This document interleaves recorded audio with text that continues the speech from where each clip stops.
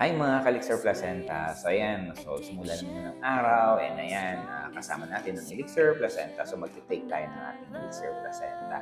So ayan, maraming nagtatanong kasi sa akin mga clients at saka mga nag-inquire na kung ako rin ba ay umiinom nito. So dahil nga daw mahal, pero ayun nga, sabi ko na sa kanila, yes po, nag-take ako. And syempre, mahal po siya, pero mas mahal ko po yung kalusugan ko. So anin ko naman po yung pera kung wala naman akong kalusugan. Kaya para sa mga nagtatanong dyan at namamahalan, mas masarap pong mahalin yung ating kalusugan. And syempre, mas masarap kasama ang ating pamilya at tayo ay malusog. So kaya nagtitake po ako ng Elixir Placenta, 1 capsule per day.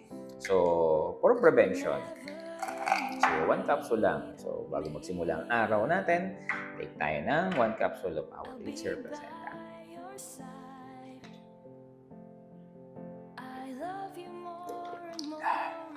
So ayan, so sa mga gusto din po mag-take ng ating Elixir Placenta, mag-invest sa ating kalusugan, mag-take na po kayo ng ating Elixir Placenta. Yun lang po. God bless po.